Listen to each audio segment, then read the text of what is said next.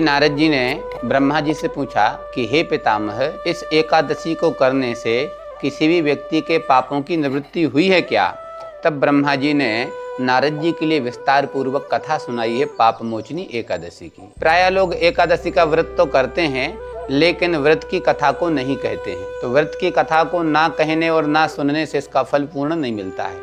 इसलिए आप लोग भी प्रेम से पाप मोचनी एकादशी की व्रत की कथा को श्रवण करें। नारद जी ने जब ब्रह्मा जी से प्रश्न किया कि हे पितामह, इस पाप मोचनी एकादशी की व्रत की कथा क्या है, तब ब्रह्मा जी कहते हैं कि वत्स नारद, एक बार की बात है, चमन मुनि के पुत्र थे ऋषि मेधावी। यह भगवान शिव की आराधना कर रहे थे, आराधना में तल्लीन थे। इंद्र वहां पर घूमने आया और जब इंद्र ने महर्षि मेधावी को तपस्या करते हुए देखा तो इंद्र डर गया। कहीं महात्मा भगवान शिव से इंद्रलोक ना मांग लें। क्या करें? बोले इनकी तपस्या को विघ्न डालो, तपस्या को नष्ट करो। तब इंद्र ने कामदेव के साथ मंजू घोषा नाम की अप्सरा को भेजा है। अप्सरा ने अपने नृत्य गान से, हाव भाव से महात्मा को अपनी तरफ आकृष्ट कर लिया और महात्मा आकृष्ट हो गए।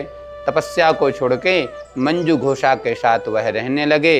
काम वासना विलास में इतने संतप्त हो गए, इतने संलग्न हो गए कि कब महाराज 50 वर्ष बीत गए उनको पता ही नहीं चला।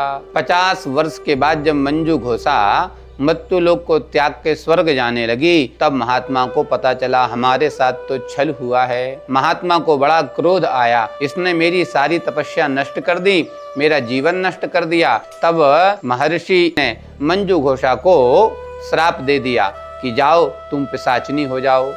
अब तो महाराज वह चरणों में पड़ गई, महाराज मेरी मुक्ति का कोई उपाय बताओ, रोने लगी। इतने में वो महर्षि चमन आ गए। महर्षि चमन ने कहा कि आप रो मत, अपने जो पाप किया है उस पाप की निवृत्ति के लिए आप पाप मोचनी एकादशी का व्रत करो।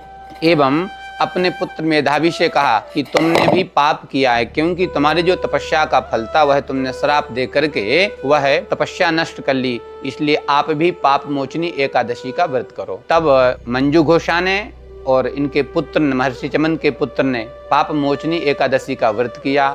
व्रत के प्रभाव से महर्षि भगवान के चरणों में अनन्य भक्ति प्राप्त करके भगवान को प्राप्त हुए और मंजू घोषा फल के प्रभाव से सीधी स्वर्गलोक चली गई। इसके बाद ब्रह्मा जी कहते हैं जो पाप मोचनी एकादशी का व्रत करता है, किसी भी प्रकार का उसके द्वारा किया गया पाप हो, यहाँ तक कि महान से महान पाप, जघन्य से जघन्य पाप भी इस पाप मोचनी एकादशी के व्रत करने से निवृत्त हो जाता है।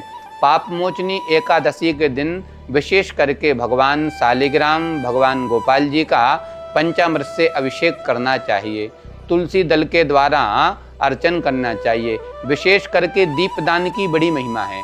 तुलसी जी और शालिग्राम भगवान को साथ में रख के जो व्यक्ति पाप मोचनी एकादशी के दिन सूर्य अस्त के पहले दीपदान करता है और प्रदक्षिणा करता है तो उसको संपूर्ण पृथ्वी की परिक्रमा करने का फल प्राप्त होता है। विशेष करके जो व्यक्ति किसी भी प्रकार की घोर संकट में पड़ा हो, किसी प्रकार का उसके ऊपर संकट आ गया हो, अथवा किसी भी प्रकार का उसके ऊपर कोई अपघात हो गया हो, तो वह पाप मोचनी एकादशी का व्रत करे, उससे उसकी निवृत्ति हो जाती है। किसी भी व्यक्ति को कभी कभी कलंक लग जाता है किसी भी प्रकार का, वह काम उसने किया ही नहीं पर उस पर दोष लग जाता है, तो विशेष करके पाप मोचनी एकादशी का व्रत करने से किसी भी प्रकार का आप पे कलंक लग गया हो, चाहे वो चोरी का कलंक हो अथवा किसी भी प्रकार का कलंक हो, समाज का हो, प्रतिष्ठा का हो, पारिवारिक हो, किसी भी प्रकार का कोई कलंक हो, किसी प्रकार का कोई पाप हो,